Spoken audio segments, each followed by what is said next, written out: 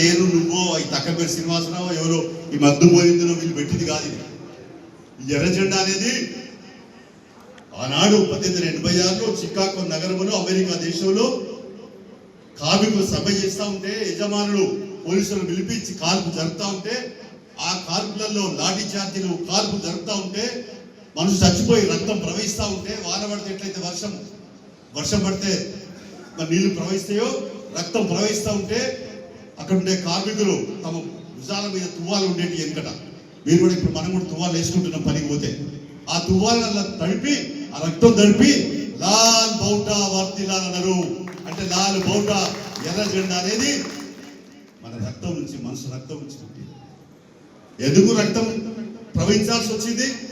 మనకు శ్రమ దగ్గర ఫలితం రావాలా? 20 గంటలు పనిచేయలేము, మా భార్య పిల్లలు చూసుకోలేము, మాకు 2 అన్నా సరిపోవు, మా జీతం పెరగాలి, మా కూలి పెరగాలని పోరాటం, ఆకలి మంటల పోరాటం, అతనాల పోరాటం, ఆ వేదనల పోరాటం, బతుకుదేరు పోరాటం, బతుకై పోరాటం, ఆ పోరాటం. మరి ఇవాళ కాలం మారింది, చాలా మార్పులు వచ్చినాయి.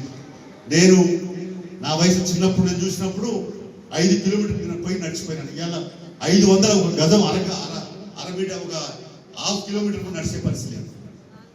ఆటోలు గీటలు బండ్లు సైకిల్ అన్నీ వచ్చేసినాయి. సాంకేతిక పరిజ్ఞానం పెరిగింది, సంపద పెరిగింది. కానీ ఇవాళ మనకేంటి, మన బతులు ఎక్కడే? ఇంకా కమ్యూనిస్ట్ పార్టీ మొదలు ఎన్నడూ ఎక్కడ పుట్టింది? రకరకాల సిద్ధాంతాలు చెప్తున్నారు. రాజారెడ్డి గారు చెప్పారు కదా, తక్కలపల్లి శ్రీనివాసరావు చెప్పారు కదా, రకరకాల పార్టీలు ఉన్నారు. తక్కలపల్లి శ్రీనివాసరావు చెప్పాడు అన్ని ఎర్రజెండా పార్టీ ఒక్కటైతే బాగుండాలి. నిజమే, ఒకటి కావాలి కదా, ఒకటి అయితేనే కదా భవిష్యత్తు. చీలిపోతే చిక్కిపోతాం, విడిపోతే పడిపోతాం. కలిసి ఉంటే కలసి సుఖం అనే సామెత ఉంది. మనం విడిపోయినంత పడిపోతాం. శత్రువు అంటే పేదోళ్ళ మన శ్రమను దోపు చేసేవాడు ఎప్పుడు మనల్ని ఇట్లే ఉండాలని చూసుకుంటాడు. మనకి పనిచేసేవాడు కావాలి కదా. వాడు యజమాని అనిపించుకోవాలి, మనం కూలీలు అనిపించుకోవాలి, అమ్మాయిలు అనిపించుకోవాలి, పౌర నిర్మాణాలు అనిపించుకోవాలి, లేకుంటే అంగన్వాడీ అనిపించి ఇట్లా అనిపించుకోవాలి. ఇది పరిస్థితి.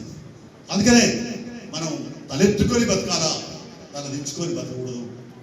అందుకనే మన సిద్ధాంతం ఏదైతుందో వాళ్ళకి రైతు సమాజం కావాలని, దూపుడు రైతు సమాజం కావాలని కోరుతున్నాం. అందుకని ఇవాళ ఉన్నటువంటి పరిస్థితులు కూడా మన జెండా కూడా ఎవరో పెట్టింది కాదు, వ్యక్తి పెట్టింది కాదు. కాంగ్రెస్ జెండా ఆనాడు స్వాతంత్ర పోరాటంలో పెట్టినట్టు జెండా. బీజేపీ వాళ్ళు కాషాయ జెండా వాళ్ళు పెట్టుకుంది. టీడీపీ ఎన్టీ రామారావు పెట్టిందే కదా, చంద్రబాబు నాయుడు పచ్చ జెండా, గులాబీ జెండా కేసీఆర్ పెట్టిందే కదా, మీకు తెలియదా? కానీ మనది ఎవరిది పెట్టింది కాదు, ఈ కార్మికుల రక్తం నుంచి తడిచిన ఎర్ర జెండా. అక్కడ ఈ జెండాకు ఉన్నంత గుర్తింపు గౌరవం ఇంకో జెండాకు ఉండదు. కాబట్టి ఈ జెండాలో ఉన్నందుకు ఈ కమ్యూనిస్ట్ పార్టీ మార్క్సిజం లెనినిజం సిద్ధాంత పునాదుల మీద మార్క్స్ సిద్ధాంతం రాసినాడు. 1847లో కమ్యూనిస్ట్ ప్రణాళిక విడుదల చేశాడు. ఆయన చెప్పాడు దోపిడీ లేనటువంటి వ్యవస్థ కావాలన్నాడు.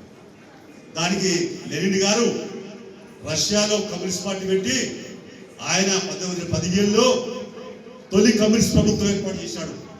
అంటే అక్కడ ఎర్ర జెండా ప్రభుత్వం మొదట ప్రపంచంలో ఏర్పడింది ఎక్కడ అంటే రష్యా దేశంలో, సోవియట్ యూనియన్ అనే విషయాన్ని ఇక్కడ మనం అర్థం చేసుకోవాలి.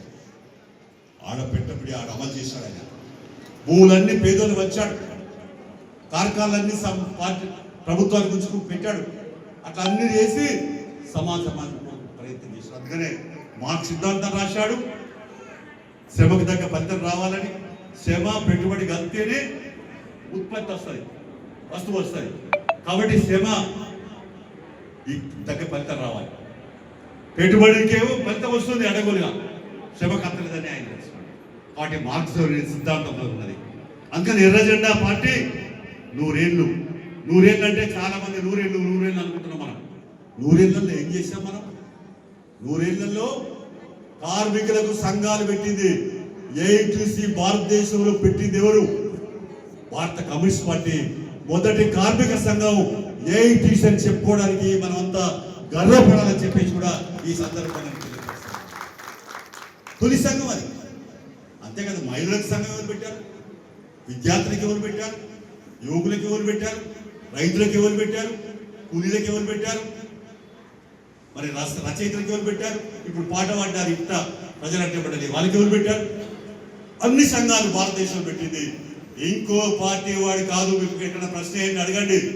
ఏ పార్టీ వాడైనా ప్రజాసంఘం పెట్టిండు. ప్రజాసంఘం అంటే ప్రజల కొరకు పోరాడే సంఘం, ప్రజల బతుకులలో వెలుగు నింపే సంఘం, కష్టాలు తీర్చే సంఘం. ఏ పార్టీ వాడైనా పెట్టిందంటే మొట్టమొదట ఈ ప్రజా సంఘాలు పెట్టిన ఘనత ఎర్ర జెండా పార్టీ, సిపిఐ పార్టీ, మన పార్టీకి దక్కుతుందని కూడా ఈ సందర్భంగా నేను తెలియపరుస్తాను.